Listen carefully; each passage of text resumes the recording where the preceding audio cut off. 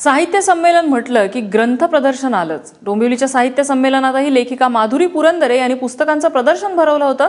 त्या पुस्तक प्रदर्शनाचा आढावा घेतलाय अक्षरा चोरमारे यांनी। 90व्या अखिल भारतीय मराठी साहित्य संमेलनाचा आज तिसरा आणि शेवटचा दिवस।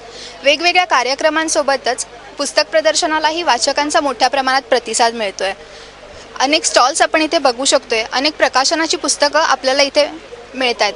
पण ज्योत्स्ना प्रकाशनचा वाचू आनंदे हा माधुरी पुरंदरे यांच्या पुस्तकांविना बालपण अधुरे हा स्टॉल इथे एक वेगळं वैशिष्ट्य आहे। माधुरी पुरंदरेंची फक्त ज्योत्स्ना प्रकाशनाचीच नव्हे तर इतर प्रकाशनाची पुस्तकंही इथे उपलब्ध आहेत। तर ज्योत्स्ना प्रकाशनाचे विकास पुरंदरे यांच्याकडून आपण जाणून घेऊया। सर, फक्त ज्योत्स्ना प्रकाशनचीच नाही तर इतर प्रकाशनाची पुस्तकं इथे उपलब्ध आहेत, काय सांगाल? की आपण जर माधुरी पुरंदरेचं सगळं साहित्य लोकांसमोर ठेवायचं म्हणतो तर मग आपल्याच प्रकाशनाचं ठेवायचं असं आपण का करावं?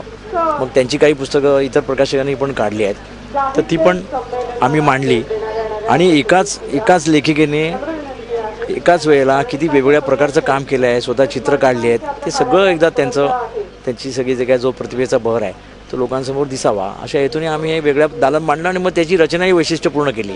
डिजिटल माध्यमांवर चर्चा जरी होत असली तरी छापील पुस्तकांची व्हॅल्यू नक्कीच कमी नाही झाली आहे। त्यामुळे अशा प्रकारचे साहित्य संमेलनं ही साहित्य रसिकांसाठी पर्वणी ठरतात। सुहास रेळेकरसह अक्षरा चोरमारे, ABP माझा।